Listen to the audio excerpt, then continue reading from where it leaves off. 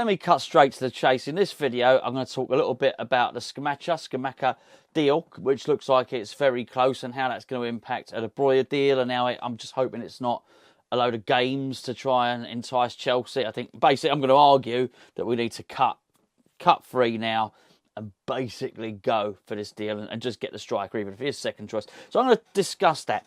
After I've discussed that, I'm just pre-warning you, I'm going to go off-piste a little bit. I'm here on my own at the moment. I've got no one else to talk to. Basically, you're my company. It's as simple as that. And I've done something very, very silly. It's got nothing to do with West Ham, but I actually find it highly amusing, to be honest with you. I've been a bit of a plonker, bit of a dipstick, and I thought I would share it with you anyway. And maybe you can just laugh at me. So there will come a point when I stop talking about football and tell you my silly story. If you're going to get offended, if you know, whatever, then tune out now, tune out then, whatever. I'm just pre-warning you. I know most of you won't. Most of you want to stick around to laugh at me. However, there we go. Just thought I'd warn you. Okay, so the Scamacca thing. Some people learn from advice, right? Some people have to learn from their own mistakes, have to make numerous mistakes, and some people never bloody learn. Oh, that's what I find anyway. Three types of people in that sense. We know David Moyes is not the first one. Okay. I'm really hoping he's the second one. And the advice I'm really hoping eventually he's taken on board is that sometimes you just have to cut your losses and go with your second choice, right? And I was sort of hoping that he's learned that lesson very, very recently with the old "he who shall not be named" saga. Let's put it that way. And what I'm referring to is clearly David Moyes' first choice is Armando Broja at Chelsea. I said when myself and Gio did a mug of tea, I said I thought I didn't believe the Scamacca deal. I thought he was doing it to basically flush out Chelsea, to say to Chelsea, now listen here, you. I possibly said it on this channel as well. Listen here, you. If you don't sell us Broja, we're going to sign this other player, and then you'll be stuck with an unhappy player. As Gio said to me yesterday, so I basically, Chelsea called our bluff. Basically, we called Chelsea's bluff, and then Chelsea basically double called our bluff, and Chelsea went, well, go on then, sign him. And I think at that point, that's why the Scamacca deal stalled, because Moyes took one look at it, and he thought, you know what, I still want to wait for Broja. There were some really interesting stats that came up yesterday I noticed, which was about how hard Broja works, and how frequently he wins a ball back, and how many headers he wins and stuff like that. I think it's easy just to hit him with the you only scored 6 goals hammer, which is what a lot of people do. But he brings an awful lot of other things to the table. And when you look at those other things, those other attributes that he brings to the table, I think it's really easy to understand why David Moyes would want him. However, I really hope that this latest bid and transfer negotiation for Scamacca are real. I hope they're true. I hope it's just not another ploy to turn around to Chelsea and say, come on, hurry up you. Hurry up. If you don't, we're going to sign this player. I actually want us to sign him. Basically, now's the time to say, right, we're in desperate times, called for desperate measures. Go for the second choice. You don't go through scouting and make up dossiers and all these lists of players to only go for one. Sometimes you just don't get your first choice. That's just how it goes. And you know what? Sometimes second choice is okay. And the more I look at him, he suits our style, this player. He might not be exactly what Moyes wants in Broja. However, there's an awful lot there. And there was a lot of concern yesterday, particularly with the Kostic rumour. Now, you all saw Kostic last season. We played twice against us, and played reasonably well, very well in the first game, I thought, actually. And I think a lot of the worry is that he might be signing as a left-back. Gio alluded to it in yesterday's video when he had a chat with Darmesh.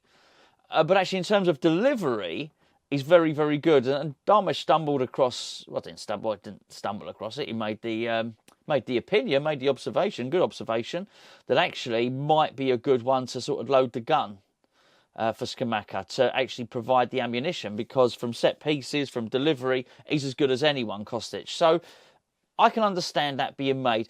My own personal opinion, I'm desperate for us to sign somebody with pace, but you know that. You don't need me to tell you that again, really, do you? But anyway, I thought if that's what David Moyes' second plan is, then you just have to go for it. Because, like I said, the old desperate times call for desperate measures. We're now in a situation whereby we need an uplift. I said yesterday, West Ham need to get busy. West Ham now need to identify somebody. And I hoped that was what was going on. It was no surprise that after the disappointment of Thursday night, at Friday, we found ourselves linked with loads of players. The cynic in me thought, have we made a deal for Scamacca? Are we bidding for Kostic? Are we doing any of this stuff? Or basically, is it just smoke and mirrors? That's not smoke and mirrors, it's misdirection. The classic magician's trick of misdirection. Basically, look over there and then don't notice what's gone over here, which is basically we've just failed to negotiate a deal for a player that the manager really wanted. He who shall not be named, of course. Before I go any further, this video is sponsored by the OneFootball app. You can read lots of depressing stories about West Ham on the OneFootball app by clicking the link below or scanning that QR code just up there. Why is the OneFootball app so special? Well, the OneFootball app is so special because you can tailor it to your own needs. I was going to say desires. That would probably be wrong. It's not that sort of app. But you can ask the app to do what you want it to do. Don't want to hear about Tottenham. Don't want to hear about Chelsea. Completely jealous about all the signings Newcastle, Aston Villa are making. Don't worry, you can ignore all of those and just get the West Ham news. What it does, it filters through all the newspaper stories, all the internet stories, all the stories from all the football websites, finds just the West Ham ones, puts them all into one place for you and delivers them to your phone. Best of all, the app is free. Click the link down below. If you don't like it, you can just delete it. A bit like this channel, really. Anyway, it's OneFootball app. Use the link below. And we thank them very much for their support. So back onto Scamacca, I hope we do it. I think we need the uplift of bringing a player in. As I said yesterday, I think I was talking about messaging. I was a little bit worried that yesterday actually maybe it was just messaging. There weren't bids. We need substance now. We don't need any more stories. We need to sign a player, and I think if we got this guy, then what would happen was everybody would be scrambling around, sort of looking at the footage and all of that sort of thing. And actually, I think people might start to get a little bit excited about the signing because, well, do you know what? He looks pretty damn good to me. There's a lot of people. He's the preferred choice out of Broja and Scamacca or Scamacca. Don't know which one it is. We'll find out. I think a lot of people thought Scamacca was the choice. It was the one they preferred. One of them scored 16 goals. One of them scored 6. We'll take him. Thank you very much. Was basically the general consensus among, I would say, almost half the people, really. So some people be pleased with that. Let's just do it.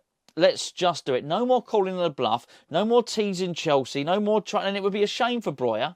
I do wonder if what Moyes was hoping was going to happen was that he'd put the pressure on and then Broja would say to Chelsea, hold on, the club I want to join are about to sign another player. Let me leave. Let's hurry the deal through. All I hope is that if we get another glimmer of hope that actually we hear Chelsea and say to West Ham, oh, do you know what, we might come back to the negotiating table and negotiate again. I hope we just say, no, we've done that, we've tried that. I'm not doing that. We've wasted too much time already. Go and get the player in. Kostic, you know what, not my choice, but I would understand it in terms of delivery of set plays and things like that, but not at the expense of pace. I still want us to sign a really, really rapid player. When I see us get linked with Sarr and Dennis, that makes me happy. I like that. I like those links. We need someone like that in the team, and we still certainly do need a left back. Right, I'm going to tell you my story now. So, if you're not interested, now's the time to cut and run. As I say, I'm going to tell you a story. I've got 2 plants here. All right, now, these 2 plants, I'm not green-fingered. I'm not green-fingered in any way, shape or form. So a lady friend of mine, probably about a year or so ago, she wasn't overly impressed with the house, truth be known. She said, it's a bit manly in here. You need to soften it up a bit. You need a bit of a woman's touch around the place, right? So she got me a couple of gifts. She got me this and she got me this. Now, I don't know much about these things at all. So all I was doing was, every so often, I'd just give them a little bit of water. So, in all honesty, sometimes I would forget. This one, it seemed a little bit worse than I forgot. This one wasn't so much. It's a bit cactusy. It's sat in sort of stony soil, that sort of thing. Probably comes out of a desert, don't need much. This one a little bit more. Anyway, so we've had the heat wave relatively recently. I thought, I better go and check on the plants. This one had a little label in it. And I thought, I better check the label. And I checked the label and it said, keep out of direct sunlight. But but it needs to be near natural light. Keep the soil moist, right? Moist, but it must never be like totally drenched. And then it said, if any of the leaves have gone yellow, you see a couple of them have, pick out the yellow leaves. I've done this already. I'm frightened. I'm not green-fingered. I'm frightened I'm going to ruin the plant there. Pick out the leaves already, right? So pick out the dead leaves. I thought I did that. There was loads of brown leaves in there. It's now looking pretty. Looks nice, huh? Now looking pretty healthy. So that one's done. So I take this thing, right? Right, okay. Looking for the little tag. I can't find the tag. Well, okay, I thought this has done really well. None of the leaves have actually turned brown on this. I thought I've done really well, really, really well. Some of you are going to know what I'm going to say now, but this is how thick I am, right? So anyway, I thought, I'll just give a little, just to see how moist it was. It feels a bit dry. It was at that point I realised it was plastic. So there you go. So for a year, over a year now, I've been watering a plastic plant. And to be fair, I've only been putting a little bit of water in. I thought it's like a cactus or something. And just natural evaporation of the waters meant that it just never felt wet or anything like, just never felt like I was never felt like I was holding loads of water.